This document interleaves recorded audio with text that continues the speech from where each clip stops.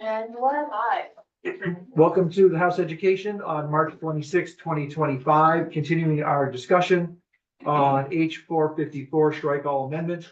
Today, we're going to start the day with a fair bit of testimony, beginning with an organization, the Rural School Community Alliance, providing some testimony and feedback. We're going to welcome three folks here.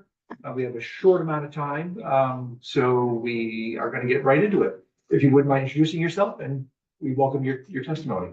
Thank you. Thank you, Chairman Conlon, and thanks to each of you, the members of this committee, for inviting us and allowing us to testify today. I'm Cheryl Charles. I am the chair of the Westminster Town School Board and chair of the Wyndham Northeast Supervisory Union School Board. This is my 10th year as an elected school board member, and I'm happy to be here. I'm representing the Vermont Rural Schools Community Alliance, which has formed very quickly, very recently, really since January. And there are now 82 members representing 74 towns in Vermont. And those 82 members are school boards, or they are select boards. So there are a diversity of people throughout the state who have joined the alliance, and our purpose is really to advocate for the importance of public schools, especially in the rural communities, and at the same time to advocate for a democratic voice in any decision making that affects those schools. So there are four major points that we want to make today. The first of those is to support your proposal to create a subcommittee of the Vermont Commission on the Future of Public Education. So we do support that concept. We also want to urge you to be explicit in your support for the concept of supervisory unions, in addition to supervisory districts. Thirdly, we want any recommendations that come from this whole process to be based on research, to be based on evidence, to be based on accurate information that resonates with and reflects Vermont. And fourthly, you've been talking a lot about class size, and we want you to take a look at the whole school population and divide that population by the number of core teachers that are required to get to an average minimum or maximum school number. It's just a formula that will work. So to speak to each of those points briefly, make sure that, and I think this is already something you're planning to do, but to make sure that the subcommittee truly reflects the rural nature of Vermont. Right now, you've specified one supervisory union superintendent, one supervisory district superintendent. We'd love to have you expand your proposed 5 to 9 and to include some school board members or some people who are in charge of nutrition services or community. Just make it larger than the 5 that you proposed so far. And once again, stressing the point, we really want the work of that subcommittee to be based on Vermont specific evidence. We have one example for based on data from the Agency of Education. Have you guys received my testimony? Yes. Yeah, okay. So there's a chart. The first chart that's in there shows you that the cost of supervisory union funding is lower than, it's more cost effective than the consolidated supervisory district models. You can look at that in more detail yourself. And I'm not going to share every word that's in this testimony, so please read it on your own, and I'll kind of breeze through some of the major points. I've already talked about the importance of diversifying that subcommittee, which again we support. You're going to be, and you already are, but making it really very clear that you want to support vibrant schools and vibrant communities in the state. And one of the keys to that is to keep a healthy elementary school right in the town. Again, you know that. When it comes to the secondary level, where more larger combinations of districts are possible, make sure that it's a participatory process that includes the locals. No mandate makes a whole lot of sense in that kind of case. To have the subcommittee and all of this work, again, really reflect accurate data. One of the key points is that the data does not support the assumption that larger scale necessarily saves money. Make sure that any of the planning includes costs of transition. We didn't see a lot of that reflected in the early governor's proposal. Make sure that the new subcommittee takes a look at the Vermont Center for Geographic Information's Vermont School Explorer. It's a useful tool, but we're not sure that all the data in the tool is accurate. So the subcommittee would want to make sure to verify all of that. The second recommendation had to do with the supervisory union model. And I think it's important to distinguish the difference between supervisory districts that are often made up of formally dissolved local school boards coming together to create a new district, in contrast with supervisory unions where you still have the integrity of a locally elected town school board coming together collaboratively to work. Both models have validity, especially in the rural parts of our state. The supervisory union model lets us keep more community engagement in the governance of the school, at the same time finding efficiencies. Again, this is my 10th year as part of a supervisory union. I can say that we can find efficiencies, and we do. So we would encourage you to be explicit about your support for supervisory unions and to really make sure that if any changes are proposed, the local people get to be engaged in a meaningful way. Just to make another comment about where cost savings might be found, we're looking at things like collaborative agreements between supervisory unions, so we can still keep our unions intact. But one example is nutrition services. We're doing a great job, by the way, in Southern Vermont, and we have, I think, the highest acquisition rate of local produce of any SU in the state, in Wyndham Northeast. We're working with our neighbors in the other supervisory unions to try to figure out efficiencies in purchasing. We still get to keep our unions, but we can do more to cooperate together. Back to the third recommendation, standing on the data. I want to share with you a couple of comments. One is, if you know her work, please look for it. Dr. Daniela Hall Sutherland at the University of Vermont is really one of the leading experts on rural education, and she happens to be, a Vermonter.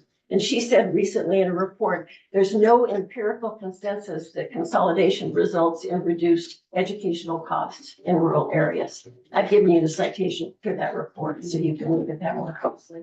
And Dr. Jeannie Albert of Lincoln has made these observations at the supervisory union and school district level. Merged multi-town school districts spend more per weighted pupil than multi-town supervisory unions. So again, look at those data. I think when it comes to class size, which you've been looking at, I said this earlier, but make sure flexibility is what's needed. And when a principal can look at the total school population and divide that by the number of teachers needed, then you get you have the ability to make some averages work for you rather than a restricted size. So pay attention to that concept. And I think whatever process is engaged, we'd encourage the Agency of Education to help the local schools if they get into a place where they need some assistance.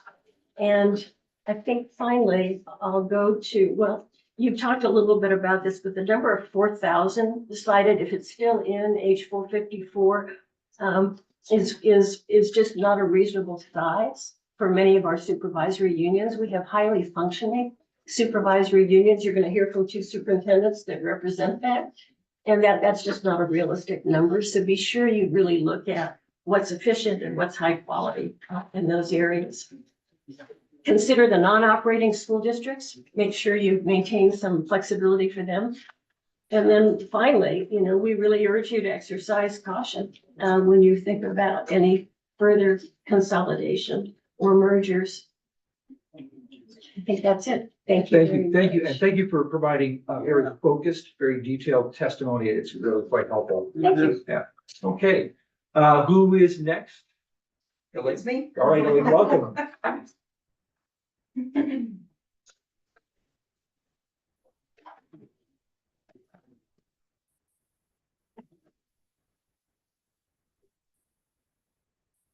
My age is speaking. Apologize. We apologize for with you. Oh, Thank you for the opportunity today, folks, to come and speak to you again. Some of my testimony will seem like repeat, but I'm not very creative and have certain points that I feel like are important that you hear again and again. But for the record, I'm Elaine Collins, the superintendent for North Country Supervisory Union. My third year as superintendent, my 14th as a school administrator, my 35th working in schools. In all supervisory unions, by the way, actually in all 35 years working in different supervisory unions. I want to thank you for your work this legislative session. I'm sure it's been extraordinarily challenging. It will continue to be extraordinarily challenging, and it is thankless. As someone who calls snow days for a large geographical region, I understand that sometimes no matter the decision, it is the wrong one. And I can appreciate this is a very difficult session and that you're between very much competing interests and the pressure to do something around tax rates and property taxes is a very real pressure. Yet we have very varied contexts in our state and have to take all of those into consideration. The SU that I've led for 3 years and worked in for the last 9 years, North Country Supervisory Union, is currently the largest geographical supervisory union in our state. We have 12 operating educational sites as well as 2 non-operating districts and have a comprehensive pre-K-12 system that serves about 2,700 students. We reach 65 miles from one end to another, about 520 square miles in between. And if I travel from J. Westfield Elementary School to Brighton Elementary School, it takes me about 1 hour and 6 minutes if there's no snow or deer or any other road construction. You've heard me speak many times about our supervisory union structure and our central office being a force magnifier. In my testimony that's been provided, you can see a chart that outlines what our costs are. It costs us about $22.8 million to run our central office. We assess back $8.8 million to our schools. That's because we manage a large number of grants and we try to be efficient in our work. That central office structure holds 166.2 FTEs at an $8.8 million cost to our schools. That seems like a good return on investment. There's a lot of talk about central office and are they an assessment or are they an assessment or an asset, right? And so in my career as an educator, I've seen it as both. When I was in a small school of about 120 students, the principal for 5 years there, I saw it more as an assessment. I didn't really need central office. We were a pretty efficient school. We kind of took care of business on our own. The board didn't want the superintendent to come to board meetings because they felt like it was an intrusion. And then I moved to North Country Supervisory Union to Newport City Elementary, about 350, 375 kids. Out of control, lots of big behaviors, lots of needs there. I relied on central office like nobody's business. I needed special ed administrators. I needed more special ed teachers. I needed behavior specialists, behavior team assistants, on and on and on. There was not a week that went by that I didn't call the superintendent at least twice to say, hey, I've got this thing. What do you do? I need some help. Can you help me talk through that? So our work, I think what that outlines is that our work can't be done alone oftentimes. I see my work as a superintendent primarily to support principals in their work. We have a lot of work to do in our state to improve quality. We're coming back from COVID, where everybody's still on kind of shaky feet. And just because someone from above tells us we have to make change doesn't mean the change is done well and doesn't mean it has positive impacts on students. So I truly see school principals as the linchpins of the work. And I spend an hour to an hour and a half with 7 of our 18 principals every week in their offices, talking with them about the work of their schools, and other central office folks do the same because the work is so important. That's how we make individual schools better, by supporting principals. They need a direct supervisor who knows them, they know their work, and knows how to help problem solve. Aside from teacher expertise, the second most important factor in student success, surprisingly enough, is principal-teacher trust. If teachers don't trust their principal, the work can't be effective. right? The work can happen, but it's not effective. So superintendents are in place to help support principals. Principals are in place to help support teachers. And if we lose that structure through inefficiencies with size or too big of a district, I worry about that impact on students. This last couple of weeks has been a little bit of an extraordinary couple of weeks for us. A weapons violation at the junior high school, an online threat from a hacker at the junior high school saying they were going to bring guns to school and shoot it up. Accusations from 2 separate schools. Actually now since yesterday, this is now 3 separate schools that teachers have put hands on students. A police raid on an apartment building at 6:38 a.m. across the road from a school. Nobody called to say, hey, we're going to be, large police presence. Is it okay for kids to be there? 7 separate calls from parents who are upset about decisions principals have made. 10 disciplinary issues requiring 10 student hearings before the board. That's in 2-week period. In a mega district, I worry about who takes those calls from principals. It's an important question, right? It's a practical question. We currently have about 2,700 students, and the newest, as Cheryl said, newest proposed legislation, and as you well know, proposes 4,000 students. If we make North Country bigger still, I'm not sure I have the capacity to do anything more that I'm currently doing. This year I have an assistant superintendent, thank God. In the year we've seen PCBs and 720 kids in tents. A principal who left in October in one of our schools requiring at least 1 day a week for me to be in that school and the assistant superintendent to be in that school, at least 20 student hearings and negotiations for both support staff and certified staff. I wouldn't have made it without support, right? So not only do principals need support, but superintendents need that too. With another 1,300 students and presumably more schools, we would need more assistant superintendents and likely more folks in central office. I agree there are inefficiencies when we're too small. I think it's possible to be inefficient when we're too big. As a superintendent, one of my biggest goals, aside from supporting principals, is to shepherd the leadership team in the balance of freedom and unity. Most of the time they love freedom, not so much the unity, right? So my job is to help provide the standardization and equity of opportunity for all of our kids, regardless of the school that they're in. And I can talk that and say that, but until principals believe that and can lead that work in their individual schools, that isn't going to happen. I worry about that in mega districts.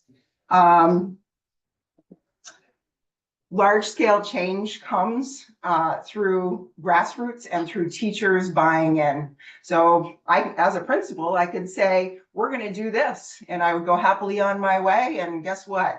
Most people weren't doing what I happily said, right? I assumed, and they weren't non-compliant or disrespectful. They just closed their doors and did whatever they wanted. In a larger district, in a larger structure with less oversight, I worry about what that effect is, right? And the effect on that on students. We have a lot of work to do, as I said earlier, in our state to improve outcomes for students, and it doesn't happen easily. It happens through trust and a lot of hard work and a lot of eyes on. We have a lot of work to do to withdraw from our social capital bank that only builds up through trust, through relational trust, through being on site, through knowing what's happening in school buildings. Supervisory unions versus school districts, right? Supervisory districts, I think for us, the voice of small towns has been very important. As you know, we have 2 non-operating districts. The voters made the choice. They were too small.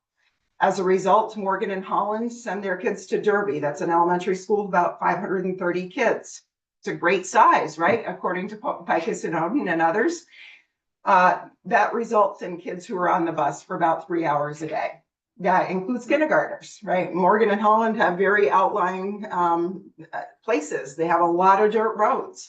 And their voters made the decision regardless of what it means in terms of transportation and the logistics of getting kids to school.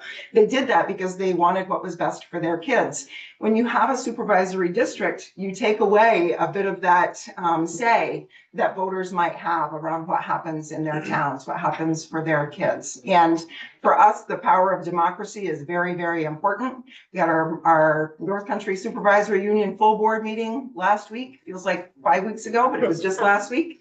There were about 30 board members, about 20 administrators. Democracy was in full swing in that room. When we take away the voice of small towns and make the decision for them whether or not their school is viable, that really makes the decision by proxy that their town is not viable, right? Because there's research to suggest when you close the school, some other things dry up for towns. I would encourage us to keep democracy alive and well in our schools. So earlier this year, I really applaud your asking for a subcommittee to provide feedback on what makes sense in terms of redistricting or finding drawn lines for supervisory unions. As long as we have everyone's voice at the table, right? So if there are rural contexts do matter, context matters, and the decision we make affect people on the ground. So earlier this year, I provided testimony around PCBs. You may remember, sick of talking about PCBs, but they're still a reality, and I'm still going to have to keep talking about them. During that testimony, I cautioned this committee about making large-scale changes without asking input from the field. When we make large-scale changes without thinking about how that will affect the field, we're likely going to cause some unintended consequences and sometimes major disruptions, which will be challenging to navigate. I'd encourage you to work with the field to determine what changes make sense. As a farmer's daughter, nothing was beaten into my head more than pragmatism and a sense of common sense. Some of the things we're asking our schools or our systems to do just defy common sense. And we should be careful about that and careful about how it might impact our kids. So thank you again for your work and for the opportunity to speak to you. And Elaine, thank you very much, as always, for the deep thought you put into so many of these issues that will come before us. Really appreciate it. Jamie, you are up. Welcome. Thanks, Chair Conlon. Actually, grab the coffee.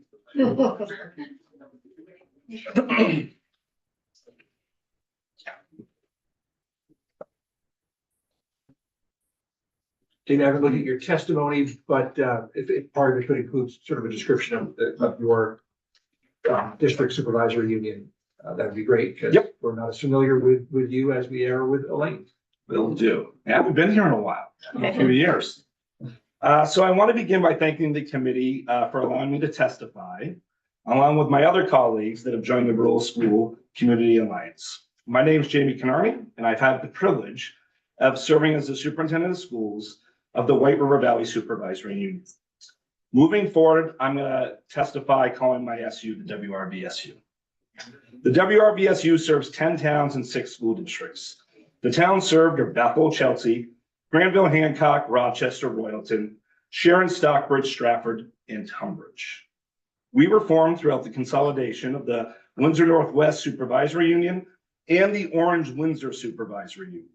We also consolidated from 10 town school districts into 6, 4 unified and 2 town school districts during the implementation period of Act 46. In addition, our supervisory union serves towns from across 3 counties: Addison, Orange, and Windsor. I share all of this with you to give a visual representation of the size and scope of the work that occurs at the WRVSU. We serve approximately 1,700 students, and I did provide a chart that gives you a little bit of a breakdown in regards to, we have fully non-operating district in Granville, Hancock, a fully operational district in White River Unified District, which is pre-K-12 Bethel and Royalton, and then other operational configurations in regards to choice. The WRVSU is a truly interdependent system that provides for the ability to meet the unique needs of our district students through the supervisory union structure, while upholding the interests and desires of each of our districts. We provide for this while delivering on fiscal responsibility and sustainability and increased student achievement, while emphasizing the tenets and pillars of the community schools, of which I appreciate that this group supported. We were the largest recipient of the original community school grant. I share this up front to be clear that I believe there is a false narrative occurring regarding the supervisory union structure. I believe that the supervisory union structure is somehow being blamed for the cost drivers that are placing stress on the education fund. I come to this conclusion based on the fact that the one thing that appears to be in common throughout policy proposals, testimony, and introduced bills provided up to now is that we must move forward with the supervisory district structure while eliminating the remaining supervisory unions. I continue to ask myself, why is this the only method of moving forward?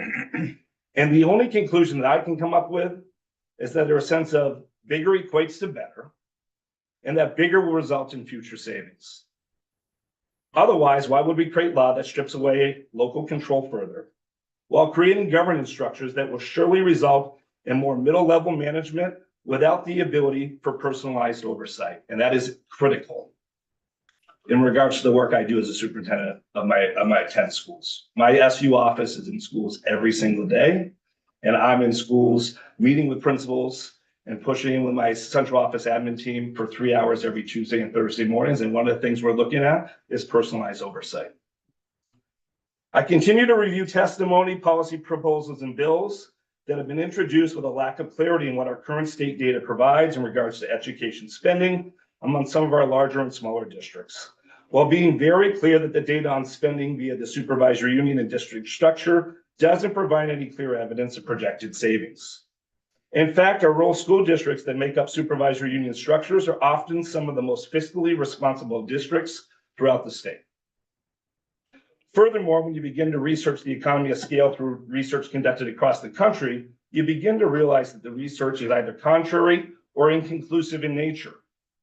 I've heard this at times often considered that the research is nuanced. That can't be glanced over when we are talking about creating a future policy proposal that promises savings, while knowing full well that the only projected savings that the policy proposal promises is if local community schools are closed, while also requiring students to be placed on expensive school buses. I just want to highlight, and I'm happy to provide this later, school buses are incredibly expensive. And I expect that that's going to result in 90-minute bus rides one way. And I base that claim on 90 minutes because the bills introduced on elementary school district structures would require all of my elementary schools to close across those 3 counties and combine in 2 centralized elementary schools that result in many of my students being on bus rides upwards to 75 to 90 minutes one way. That's a big decision. And it is one that better have clear data and research behind it, because if we get this wrong, the results are going to be incredibly harmful to our students and the greater trajectory of our state. What family chooses to move to a town that requires a 6-year-old to be placed on a bus for more than 75 minutes? That question with itself poses a litany of concern for me when we speak of equity and doing right by our students. I come back to my earlier conclusion regarding the why. Why does everyone seem to be in consensus that the supervisory union structure is to blame for our current fiscal concerns with the education fund? The only conclusion that I can come up to regarding the why is because the proposed change in governance removes local control and creates what I believe to be an opportunity for larger districts to close schools without having any true sense of the impact or harm that might occur to those towns and furthermore to the students currently served. What might be some solutions in regards to creating better efficiency and sustainability, given our perceived crisis, given the rhetoric that we've all been subjected to over the past 2 years? 1, I think we should create a commission that researches and provides a report on the actual cost drivers and stressors on the education fund based on true factual data. 2, create accountability measures to combat these cost drivers that hold school districts accountable for delivering on education quality standards while ensuring a comprehensive system of supports and early intervention system is fully operational and implemented with fidelity. 3, we need to create a plan of stability and sustainability that looks at the broader picture of an interconnected framework of health and human services and the agency of education that focuses on preventative and proactive models of student support instead of reactionary measures that result in increased spending. 4, provide for a funding system that has accountability measures built within it. 5, work closely with the field and task your field experts with creating proposals that work best to support students while creating efficiency and sustainability. I believe the field's only being included to check a box, and it hasn't resulted in true and authentic engagement. It feels like the rural community school and town voice has been lost and not engaged in finding common sense solutions. And I'm really pleading that we don't rush into anything that might have long-standing negative impacts on our current and future students. I want to conclude by acknowledging that I'm a product of our public education system. I'm a first-generation college graduate who was raised by an incredibly hardworking farm family. We have that in common. I attended both Linden and Castleton State, where I was provided an opportunity to receive my college education while being supported by my teachers and professors as an individual. The size mattered. Hence, why I'm so incredibly passionate about the importance of our community school work. I'm a product of those efforts. And that personalization is why I'm privileged enough to be able to sit in front of you all today to deliver this testimony. I ask that we all pause in these reactionary times to make certain that we have an education plan moving forward that doesn't allow for any of our students to fall through the cracks, ensures a personalized education, and has the supports and enrichment needed for every learner to reach their greatest potential. I believe that creating a charge to a commission that cannot provide for the supervisory union structure does just that. It rushes to a solution before all the required research and facts have been thoroughly analyzed and concluded. Thank you. Thank you, Jamie, very much. And again, I would just say thank you for having very focused testimony and recommendations to this committee. We do have a few minutes. We'll just open it up to the committee if there are questions. Each of our witnesses did provide written testimony. And if there isn't, I would just say that we are next hearing testimony at 9. Oh, yes, I'm sorry. Go ahead. I'm looking at your testimony and then the structure of the schools in your district. And so I would love to understand very concretely. So, like First Branch, Tunbridge Elementary, K-4. If we're talking class size minimums of 12 in kindergarten and 15 in grades 1 through 4, how does that impact that school or Stockbridge or Sharon? Would any of them? We feel confident if you were to average the numbers that we will be fine in regards to class sizes. Say more when you say average the numbers. The one school that I have a concern about if you don't average the numbers is Stockbridge Central School. The rest of the districts I feel confident with. My second question would be, I have heard anecdotally, not having been here for Act 46 and admittedly being pretty stuck in a Chittenden County bubble often, that one of the success stories of some of the merger was what was the sort of Royalton, Bethel, the White River Valley High School. And so I guess I would love to hear a little more about that, or sort of lessons of that, of what has made it successful that we should be considering as we think about statewide changes. Yeah, I appreciate that. I would say the number one thing was they had a choice.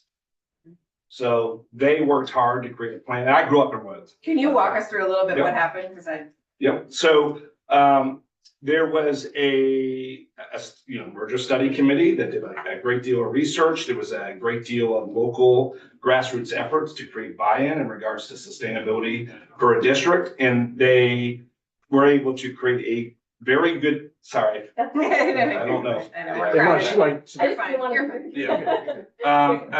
to. Vision in regards to how are we going to create a better opportunity for kids, and while looking at efficiencies and scale. And so I arrived after a year within that merger, and of course we were hit right with the pandemic.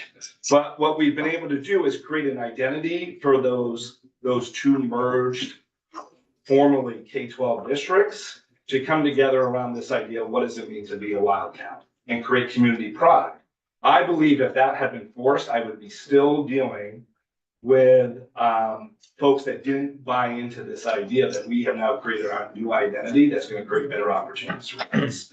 I would also say that same thing for our supervisory union in regards to we've worked incredibly hard to create a supervisory union that's interdependent, and that my district choice boards support the notion of encouraging their students to come to the supervisory union high school because it's a viable option. And seeing those board members work together as 32 board members to support that has been incredibly fulfilling. It has created a team. And again, that has been created because it wasn't a forced thing. So it's resulting in efficiency, absolutely, in the White River Unified District, but we're seeing that spread out across the SU because those district boards are working together. I might just add on to that. I know two families who live in that district. And I think because of the scale you've been able to achieve, they live in Bethel, are very happy to be there and have seen, when it comes to pre-K, really significant opportunity. And I would just say, I mean, I think the other reason why we've been successful is that we take early intervention and MTSS incredibly serious. Like we take it, it's incredible. It is the framework of how we do our work, along with the tenets of community schools. And if you were to look at our special ed spending over the last 5 years, I'll put it up against any district in the state. We're able to meet kids where they're at. We're able to get early intervention in place. We do it with fidelity around targeted intensive interventions. And I mean, if you look at that, like my board just got a projection this year, my special ed revenue is going to come in at $600,000 less than what we had forecasted because we didn't need that level of intensive support. For 1,700 kids, we have 10 kids out of district place. The rest are all within our supervisory unit.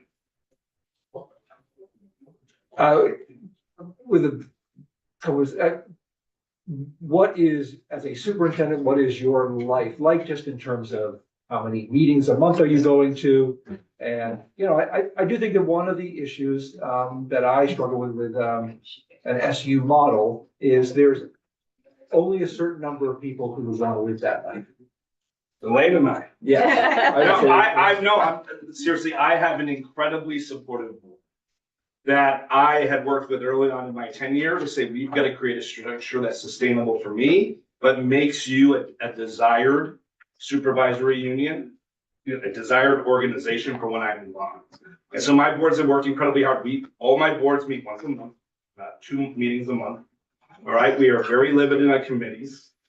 That work happens at the administrative level. And my district boards double up. So I'm essentially, I'm not out more than 2 nights a week in general.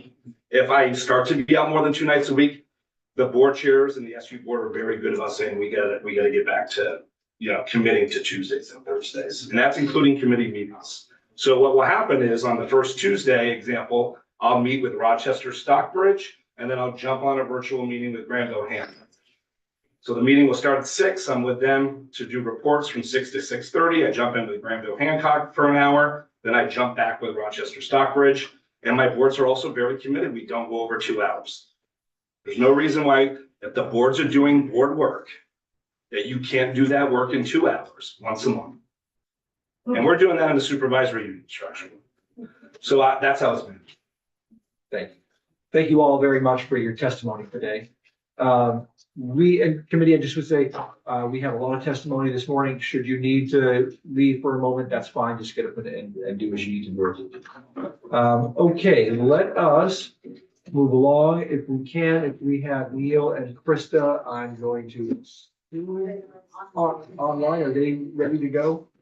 Great. Let's bring them on in and continue on.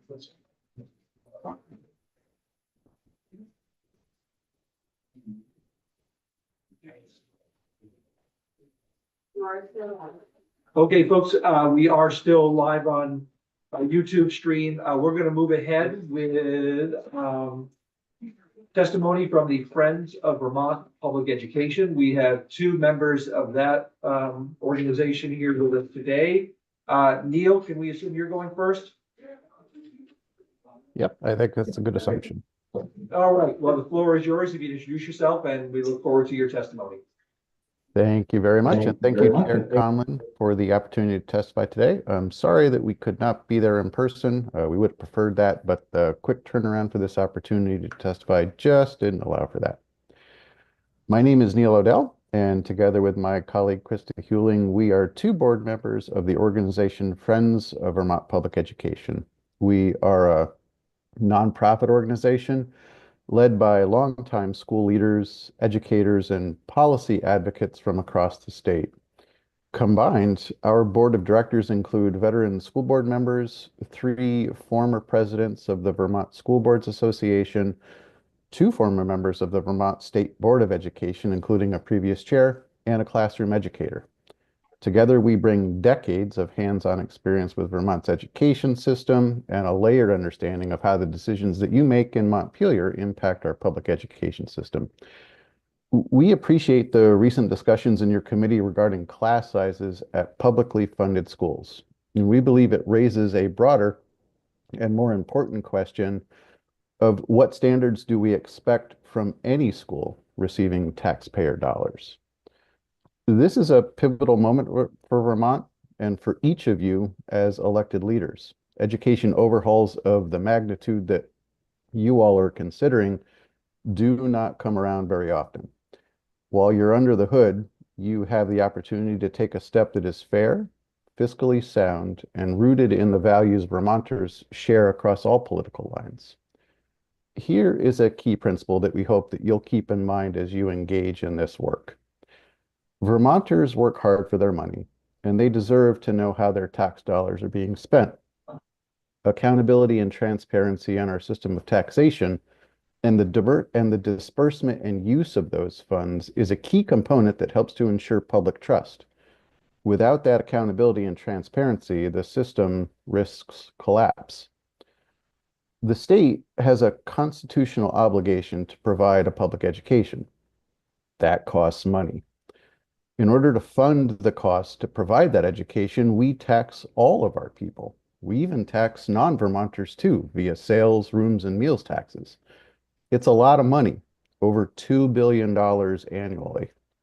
Understandably, we want to know where the money is going, and we also want to know how well our kids are doing for the money that we spend. We want assurances that our money is being used in a fiscally responsible manner, resulting in positive student outcomes. In order to do that, we put rules, regulations, and standards in place to inform those key metrics. The challenge is that we currently have 2 separate education systems in Vermont, a public school system and an independent school system, each with its own set of standards, rules, and regulations, but each receiving the exact same public tax dollars. We believe any school in Vermont that receives public dollars should meet the same clear criteria. This includes employing licensed educators, offering open enrollment, ensuring students are protected from dismissal without cause, following financial transparency requirements, adhering to curricular standards, reporting outcomes to the public, and meeting class size minimums where applicable. If the state determines that these are appropriate standards for Vermont schools, they should apply to all Vermont schools that benefit from the public's financial backing. As you move forward with your work, we encourage you to review the state auditor's report from 2020 that was entitled "Approved Independent Schools Are Not Subject to Most of the Statutes that Rules that Govern Public Schools." I've included a link to that report in my testimony that I will submit later this morning, and it contains useful information on the differences between our public and private school system in Vermont. I also, just before attending this morning, sent you all a document that outlines those key differences in tabular format to make it a little bit easier for you to navigate. My colleague Krista Hewling will also share some further observations on the differences in just a minute. As you engage in this work, we encourage you not to view this as punishing schools or taking options away. Instead, we see this as a call for basic fairness for families who pay taxes and for their children who attend public or independent schools. We're not asking you to close schools or cut off funding, nor is this about ideology. This is simply about reasonable public oversight. A few days ago, Chair Conlon acknowledged the need for your committee to signal clear priorities on scale, sustainability, and long-term direction. This is your opportunity to do just that. If Vermont is restructuring its education system and fails to address this fundamental inconsistency, we will not have modernized the system. We will have reinforced flaws that are both expensive and unfair. We fully understand that there is hesitation to take action on what has been twisted over the years into controversy, even if in reality it's simply logical. We know that you'll hear from others that this type of change is not needed or not necessary. Sometimes leadership means setting a standard and inviting others to follow it.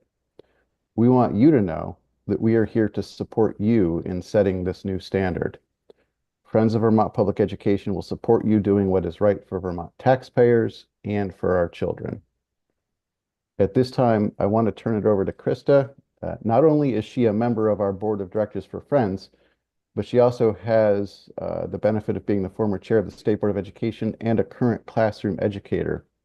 And in these roles, she has seen firsthand the differences in our current public and independent school system. And at the risk of taking away some of Krista's introduction, I do want to turn it over to her now.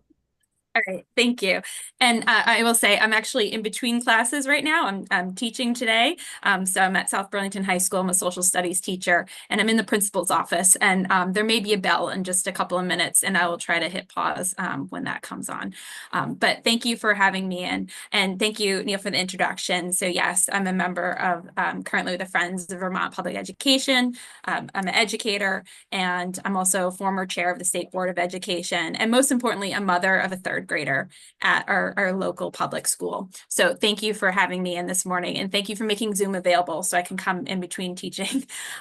So first I wanted to talk to you as a public school teacher, and I must maintain a license and renew it every 3 years. And the Vermont Standards Board's Professional Education, a group that meets in open meeting, sets the standards that I have to meet, and that changes from time to time. Right now, my license is up next year, and so in preparation, I have to do 90 hours of new learning. I have to take 45 hours of professional development within different areas. At least 1 credit has to be applied to knowledge of professional standards, which is created by that board. And another 2 credits has to be within core teaching and leadership standards, again, set by that board.